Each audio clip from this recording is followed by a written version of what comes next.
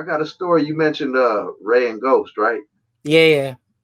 So I got a story I just want to share real quick.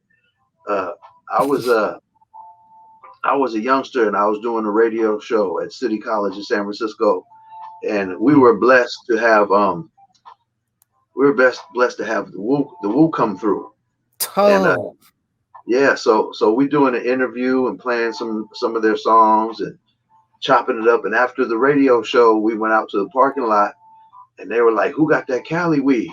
And I was like, at the time, I was really into smoking some herb and slanging some herbs, so I was like, "Yeah, I got some. What you need, you know?" And mm. so I sold Raekwon a 20 sack of some good California bud. And they really wasn't used to that bud because they were used to the shit they was getting in New York that just at the time wasn't as green and wasn't as potent, you know. That brown So weed every day. right, so they get it. So for their $20, they get a big old bag, right, in New York. Out in Cali at the time, your $20 get you a little old bag, right?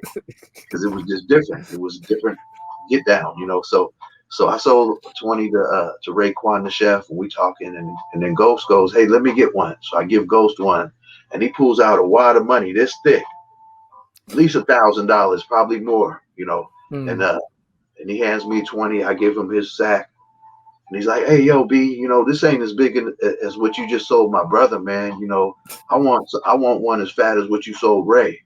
And I was like, "Hey, man, they all weighed up the same, bro. This is my little hustle to get my little extra side money. Mm. It is what it is, you know, homie." And he was like, and this is a big ass dude. He's like the size of E40 or somebody, real huge. Like, you know, Wow. if he was probably about, you know, 6'2", 280, you know, big dude, Ghost, you know. So Ghost is hovering over me like, "Hey, man, well, at least give me $5 back on that sack." And I was like, "Well, check it out, man. This is how I make my gas money, dog. And you just pulled out $1,000 and now you want $5 back, you know." And he was tripping because I wasn't just letting him have his way, you know what I'm saying? Mm, yeah. And he's a lot bigger than me, you know what I'm saying? So I said, "Check it out, man. Just give me the sack back and I'll give you your 20 back." He was like, "Okay, dog, that's how you want to do it." And he gave me my sack back and I gave him his $20 back. And then right Mm. when I did that, this fast, one finger snap, Inspector Deck goes, "Hey, bro, I'll take that from you." So I turn around, like Ghost is here, and I turn over here, and I give it to Inspector Deck right in front of Ghost. And Inspector Deck gives me the 20, don't complain or nothing. And when we good, right? And Ghost was like, "Ain't this about a bitch?" Yeah. He was like, "Man, I like your style, bro. You know, you just took that weed back from me, gave me my money back like it never even took place, and you had to get your certain amount for that weed you slanging, and you sold Mm. it to Inspector Deck. And 1 second later, not even a second later, in the same breath, you slang it to him and shit. You know, I like your style. Here's my number. Call me up sometime, bro." You know, so Ghostface gave me his phone number, two numbers, and Mm. was like, it was like, "Man, you a hustler, man. You just like a New York motherfucker. I like that. I like that, bro." And then it was an interesting experience because from there, me and Master Killa jump in my car. At the time, I was driving a '67 Ford Mercury Cougar, kind of like the Right. one that Jimmy Cliff drove in a movie called "The Harder They Fall," and Mm. or "The Harder They Come, Harder They Fall," I think it was. But so me and Master Killa jump in my '67 Cougar, and we driving through San Francisco, spitting to each other, freestyling. We pull over and roll up, you know, smoke a fat blunt together, and I'm going through my notebook now and spitting them pages out of my rhyme book text, you know, and we had a great time. And then I took him back to where the radio station was at the college, and Mm. dropped him off with Ghost and everybody. You know, they was still over there, and we went our separate ways. But that was an amazing day because about a year and a half later, I get this big show. Me and my boy Genesee for Street Reporters. We get a show at a place Mm. called the Maritime Hall, and the Maritime Hall in San Francisco. It's something else now, but it used to fit 3,000 people. So Mm. we get booked to do this show opening up for Wu-Tang, and it's just Wu-Tang and me and my boy Genesee as street reporters. So we open up for Wu-Tang, and we rock the house, have a little fun. I'm doing my old school Fat Joe, fucking whatever, trying to be a boss on stage, throwing a bunch of money out into the crowd, and we had a good time. And then so after our show, the Wu is up, and so we go into the audience. We don't want to just hang out backstage drinking Hennessy. We cool on that right now. We want to go watch the show because we so into hip hop. And Yeah. we so into history being in the making. And we know Wu-Tang is fucking history, So we go into the audience and kick it. And we're in the back of the crowd watching the Wu. And out of nowhere, in between songs, Ghostface Killah is like, I see my man Bazooka Joe Gotti in the house. What's up, man? And the last run-in I had with him was me taking that weed back from him and selling it to somebody else in the crew. And I looked at my boy Genesee. I was like, did he say what I thought he said? He goes, yeah, bro. He just shouted you out in front of 3,000 people and shit in the middle of his show and shit. I was like, wow. So it was just amazing meeting them brothers, And the last Wu-Tang story I'll tell is in between that year and a half of meeting them at City College, slanging them some herb, rolling out with Masta Killa, and opening up for them a year and a half later. In between then, they came to town for a tour. Me and my boys went to the show at a place called Sound Factory. And me and my boys are in the front, right up against like the security gate, the little gate that they put up that's like, waist high or whatever. Yeah. Protecting Metal the ratings stage. kind of thing. Yeah. Right, protecting the stage. And so the RZA is on one of his tangents. Nowadays, he seems really mellow and chill and cool, and he's a history in hip hop, so I can't hold nothing against him. But at that show, he said, "Y'all brothers in the Bay Area don't MC. Y'all rap. It's a big difference between rapping and MCing. Y'all rappers out here, we MCs. Y'all gotta learn how to MC." So he was kind of like antagonistic towards the crowd, and he goes, who in San Francisco want to battle the RZA? None of y'all can fuck with the RZA. Come get some if you think so. The mic is open to you. And of course, 2 or 3 of my boys I'm with is like nudging me with the elbow, like, come on, man. go, son. And so I hop over the railing thing and get up on the stage, and I just use my Fiji water bottle, for example. But I get up on the stage, and the RZA's a tall dude too, and he's like, oh, you want some of the RZA? He's just on one, dog, tripping, like really trying to antagonize the Bay Area cat, the Bay Area artists that are in the crowd. He goes, oh, you want some of the RZA? I said, yeah, let me get the mic. And I already had my first 4 bars planned out. But I didn't know where I was going to go after that 4 bars. So I might have fell on my face or I might have did good. You never know with the art of freestyling, right? So, Yep. So say this is the microphone. RZA hand is here and my hand is here. And we going back and forth like this on the microphone. And I feel that cordless microphone starting to like bend just barely. And he wouldn't let go of the microphone. And my crazy ass is trying to battle the RZA. Literally. in front of like 1,000 people at this nightclub, and our hands going back and forth.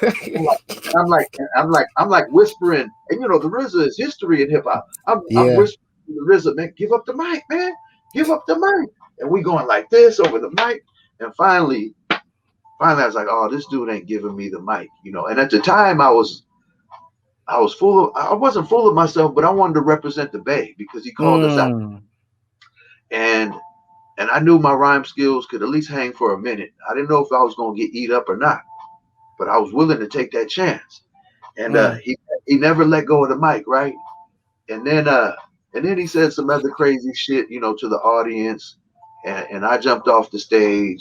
And then you ever heard of Hobo Junction?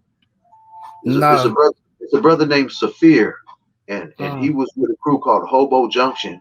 And they were popular in the underground Bay Area scene, and they kind of had a little bit of beef with Hieroglyphics, Souls of Mischief, and them. Oh wow, okay. They were both from Oakland, So there's Hobo Junction. So Saphir from Hobo Junction. Saphir ended up being in a group with Raz Kaz and one other brother called the Golden State. And, so Saphir was, he was known. He was a good MC. So the RZA,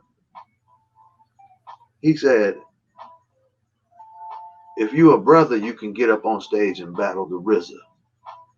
What? He did. I didn't want to say that, but yeah, he said, if you're a brother, you can get up on the stage and battle the RZA.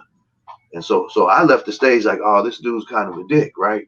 But then Saphir jumped on stage because somebody was gonna have to represent the Bay Area because he was just RZA was kind of on one. So Saphir got on stage and they spit some bars back and forth, and I'm just watching like, damn, I sure wish I would have got my opportunity to battle this dude because I know he's history, but at the same time, you see the SF on my hat.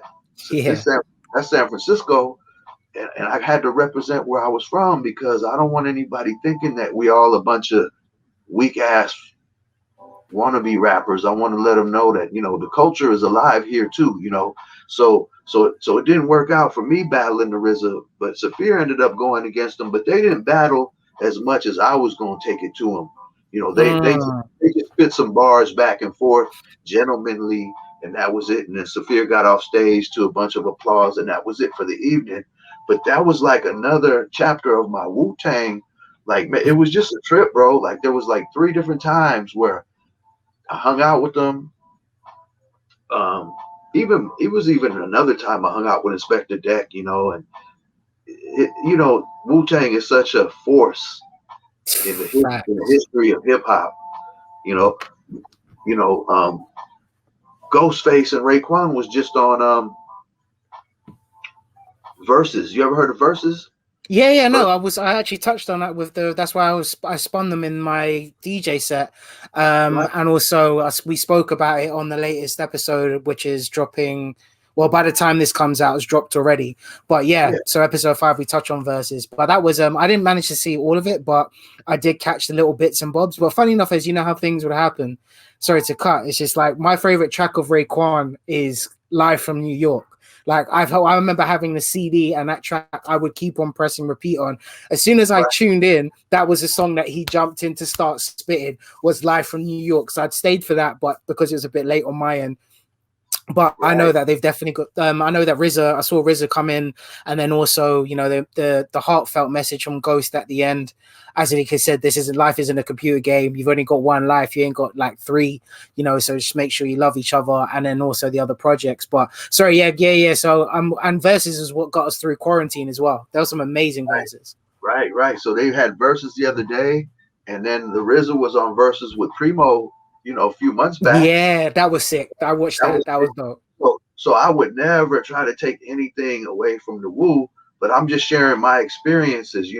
Most of them were good, but there was that one night when the RZA was calling out the San Francisco rappers and the Bay Area rappers that I had to at least try to make an attempt to represent for us. And it might not have worked out, but I had 4 bars for them planned out, and that would have been cool. That would have got some crowd response. But after them 4, I wasn't sure what was going to happen. So I was a little nervous. So maybe it's good that battle didn't happen. Who knows?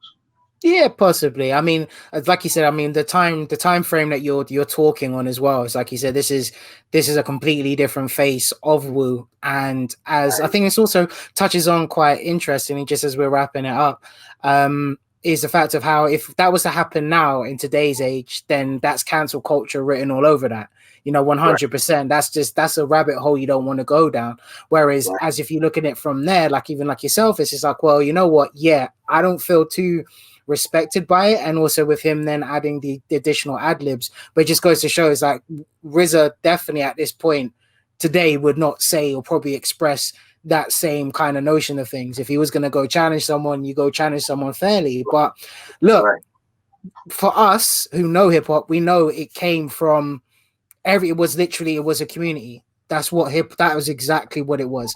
It wasn't just one race. Okay, yeah, I'm not gonna lie, brothers and sisters are the ones who push it to the forefront. But for it to become what it was from the first first commercial graffiti, to the fact where graffiti even became now seen as an art form rather than it being vandalism, to breakers who actually completely shifted the mold on dancing genres and then incorporating different dance over the years. So like even with like in Living Color, where you had the Fly Girls, for instance, who then even took dancing to a brand new level, and also then bringing hip hop as well into mainstream TV, as you then said as well, as you mentioned, before.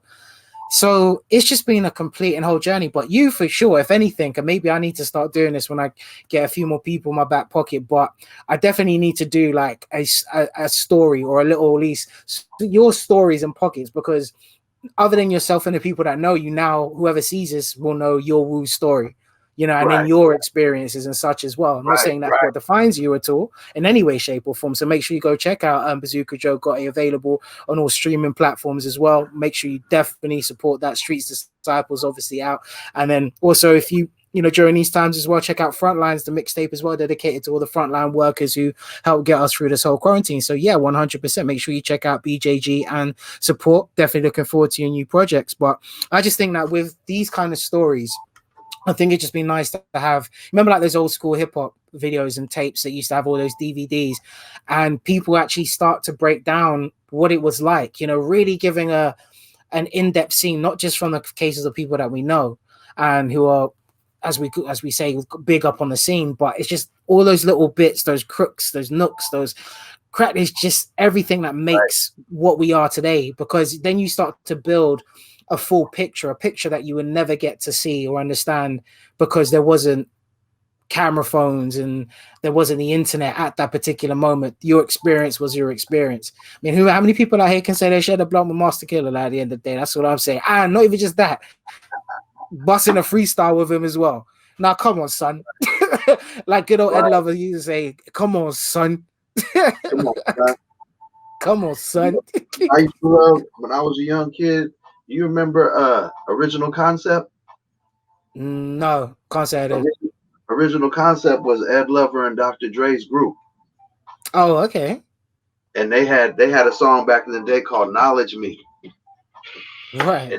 And they said, knowledge me, homie. And it was like a nice 808 beat behind them with some deep bass. And it wasn't too intricate, not too much samples and shit, but it was a Original Concept. If you get a minute, check them out, because man, that shit was dope. They had a couple of good songs, man, back in the day. It was Ed Lover and Dr. Dre from MTV, but it was before MTV. It was before they got the gig on Yo MTV Raps. They was rappers. Yeah, so Original Concept, they was sick, bro. I think I might still have that wax, because I collect vinyl. But yeah, check it out if you get a minute, if you want to get nostalgic and shit.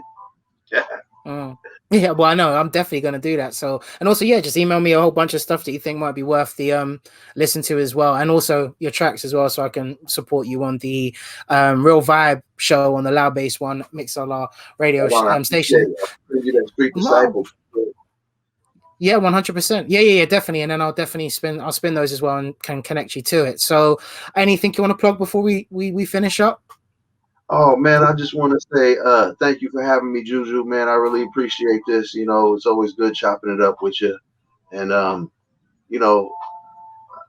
guess I'll say to all the artists out there, anybody that wants to do anything in this art form, do what you love, because if something hits and it's something you don't like, say you do a song and it's a corny ass song. If that song hits, you're gonna have to perform that song for the next 20 years. So do stuff that you love. Do stuff that you like. Don't worry about doing stuff that other people like, or of course we want the listener to be comfortable and like our music, but don't do shit that you think Hollywood executives are gonna like. Don't do shit that you think the pop world or the mainstream or the masses of millions and millions of people gonna like, because you want to do what you like, because the song pops, you performing it for the next 20 years, and you don't want to perform a song that you don't like for the next 20 years. Drive you crazy. One love. Bars. What a way to absolutely finish that. So if you stayed locked into this actual point, thank you very much. Make sure to like, comment, and subscribe if you're on the YouTube. This will be soon to be put on Spotify as well. We're uploading on both platforms. Make sure to go check out IAmHipHopMagazine.com. Issue 6 is now out and available, digital and physical. Physical in the UK, digital globally. And yeah, man, once again, BJ.